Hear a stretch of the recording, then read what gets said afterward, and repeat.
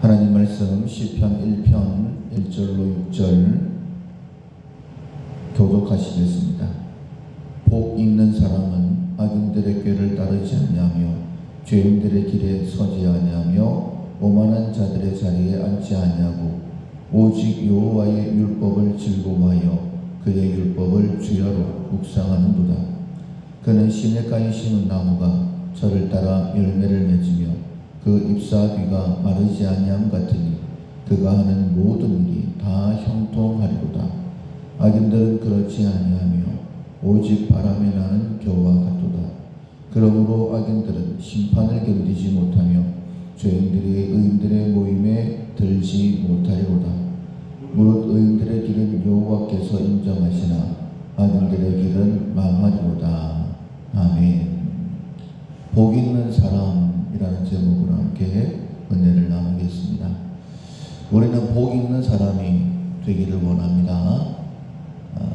우리가 새벽에 말씀을 듣는 것처럼 하나님께서 우리에게 은혜를 베푸시고 복을 주시고 그 복이 차고 흘러 넘쳐서 내 주변에 많은 사람들에게 끼쳐지기를, 그래서 하나님이 어떤 분이신지 보여주는 것, 그것이 우리가 하나님 앞에 먼저 부름받은 목적이죠. 하나님께서 이스라엘을 선택하실 때에 그들이 강하고 수효가 많아서 선택하신 것이 아니다. 오히려 너희들은 적고 약하다, 이렇게 말씀하셨습니다. 뿐만 아니라 예수님 때에 부름받은 자들, 그들의 모습 역시 지혜로운 사람들, 강한 사람이 아니라 오히려 어리석고 약한 사람들. 근데 하나님께서 지혜를 더하시고 강함을 더하셔서 하나님의 하나님 되심을 나타내시고, 그렇기 때문에 누구든지 자랑하지 못하게 하려 합니다 라고 말씀하셨습니다. 우리의 삶에 약함이 있습니다. 사람들과 다른 사람들과 비교해 봤을 때에 조금 나은 부분도 있겠지만은 하나님 앞에 우리는 원래 연약한 자들이고 그리고 죄인이었고 원수였습니다. 아무런 소망이 없는 자들이었는데 하나님께 부름받은 것이죠. 그래서 내게 없는 것들, 부족한 것들, 그것 때문에 하나님을 더 깊이 체험할 수 있다. 시편 기자의 고백처럼 고난당한 것이 내게 유익이다. 내가 주의 율례와 법도들을 알았나이다 라고 고백했던 것처럼, 율례와 법도 자체가 하나님 자신이기 때문에 고난을 통하여서 하나님을 더 깊이 만나게 되는 것이죠. 만나는 것만큼 우리가 복을 누리게 되어지고, 이 땅에 복을 누리는 것만큼 영원한 천국에서 복을 누리게 되는 것입니다.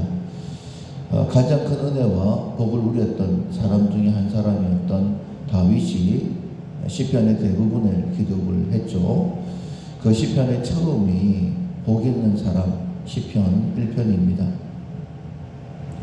어떤 사람이 정말 복을 누리며 살아갈 수 있는가, 우리가 너무너무 잘 아는 말씀이지만은 다시 한 번 더 이 말씀을 마음에 새기시고 2024년도가 정말 복 있는 한 해, 이 복이라는 것이 회복이 먼저이죠. 그리고 회복을 통하여서 행복한 삶을 살아가는 것이 하나님께서 우리에게 허락하시는 복된 삶인 줄로 믿습니다. 그 은혜가 24년도에 더 풍성하기를 소원합니다. 먼저 1절에 보면 복 있는 사람은 악인들의 꾀를 따르지 아니하며 죄인들의 길에 서지 아니하며 오만한 자들의 자리에 앉지 아니하고 라고 말씀하고 있습니다. 복 있는 사람은 악인들의 자리에서 먼저는 나오는 것입니다. 내가 잘못 살았던 것, 하나님을 떠났기 때문에 힘든 삶을 사는 것이죠. 물고기가 물을 떠나면 그 순간부터 고통이 시작되는 것처럼 우리가 예수님을 떠나게 되어지면 바로 바짝바짝 마르게 되는 것입니다. 가장 어리석은 것이 내 생각대로 살아가는 것이죠. 이스라엘의 악이 두 가지인데 자기 스스로를 위하여 웅덩이를 판 것. 그런데 그 웅덩이는 물을 채울 수 없는 터진 웅덩이다 라고 말씀하신 것처럼 내 생각대로 사는 것이 인생의 첫 번째 죄악이다 라고 말씀하고 있습니다. 아담과 하와가 하나님께서 말씀하신 대로 선악을 알게 하는 나무의 실과를 먹지 않았다라고 한다면 에덴 동산에서 정말 행복한 삶을 살았을 것입니다. 그런데 사단의 충동질에 이것을 먹으면 눈이 밝아져서 하나님처럼 되겠지, 먹음직하고 보암직하고 참 지혜롭게 할 만큼 탐스러웠기 때문에 자기의 생각대로 하나님의 말씀을 버렸기 때문에 정말 비참한 삶을 시작하게 된 것이죠. 그 자리에서 일어나 나오는 것, 그것이 첫 번째입니다. 악인은 어떤 사람이 악인이냐? 하나님의 말씀대로 살지 않는 사람이 악인입니다. 어떤 사람이 오만한 자이냐? 하나님의 말씀대로 살지 않고 내 생각이 맞다라고 생각하고 살아가는 사람입니다. 그 자리에서 벗어나는 것이 복된 사람의 첫 번째입니다. 벗어났다라고 한다면 두 번째는 2절에 있는 말씀처럼 오직 여호와의 율법을 즐거워하여 그의 율법을 주야로 묵상하는도다. 이 묵상은 되새김질이다라는 것 여러분들 알고 있습니다. 하나님의 말씀만이 나에게 생명의 길이다. 하나님의 말씀만이 내가 회복되고 행복한 삶을 살 수 있는 유일한 방법이다라는 사실을 꼭 기억을 하고 하나님께로 가까이 나아간다는 것은 하나님의 말씀을 가까이 한다는 것입니다. 하나님의 말씀을 가까이 한다는 것은 읽고 듣고 뿐만 아니라 묵상하는 것입니다. 계속해서 생각하는 것이죠.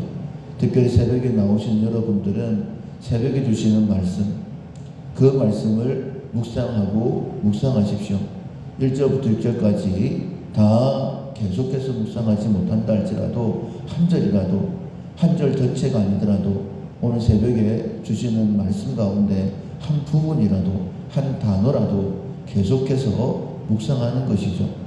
그것이 복된 사람의 모습이다라고 말씀을 하십니다. 그 결과는 하나님께로 나아가면 모든 것의 주인 되시는 하나님께서 채워주시는 것이죠.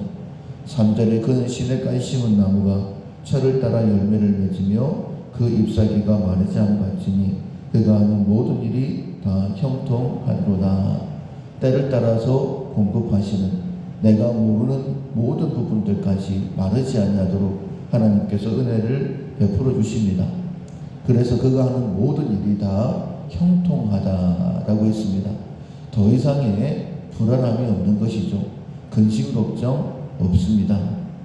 심지어는 죽음까지도, 세상 사람들은 사망이다, 죽어서 망한다라고 얘기하지만은 우리는 그것이 천국임을 알기 때문에 찬송가 부르면서 그 길을 걸어갈 수 있는 것이죠.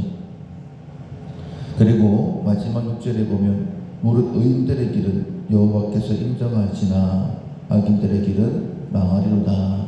내 가는 모든 길을 하나님께서 인정해 주신다라는 겁니다. 사람의 칭찬만 받더라도 얼마나 기분이 좋습니까? 참 잘하십니다 라는 이야기를 들으면 얼마나 으쓱합니까?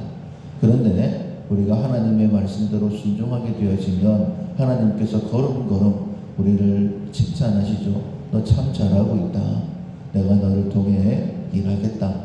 다윗이 순종의 사람이었기 때문에 하나님께서 그를 보실 때에 내 마음에 맞는 사람이다. 내 모든 뜻을 다 이루겠다 라고 말씀하셨습니다. 하나님은 우리를 통하여 복을 흘려보내시기를 원하십니다. 그것이 하나님의 뜻인 줄로 믿습니다.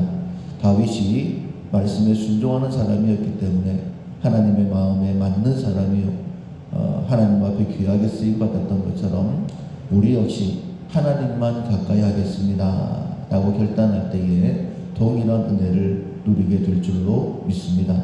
24년도 정말 복의 한 해가 될 수 있기를 주님의 이름으로 축원합니다. 아멘. 찬송가 380장 나의 생명 되신 주 앞에 나아갑니다. 380장 전해주시겠습니다. 나의 생명 되신 주님 앞에 나아갑니다. 주의 흘린 보혈로 정케하사 받아주소서. 날마다 주를 찬송하겠네. 주의 사랑 줄로서 나를 굳게 잡아 매소서. 괴로운 세상 지낼 때 나를 인도하여 주소서. 주를 믿고 나가면 나의 길을 잃지 않겠네. 날마다 주를 찬송하겠네. 주의 사랑 줄로서 나를 굳게 잡아 매소서. 세상 살아갈 때에 주를 더욱 사랑합니다. 밝고 빛난 천국에 나의 영혼 들어가겠네. 날마다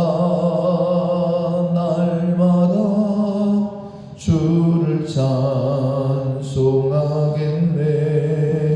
주의 사랑 줄로서 나를 굳게 잡아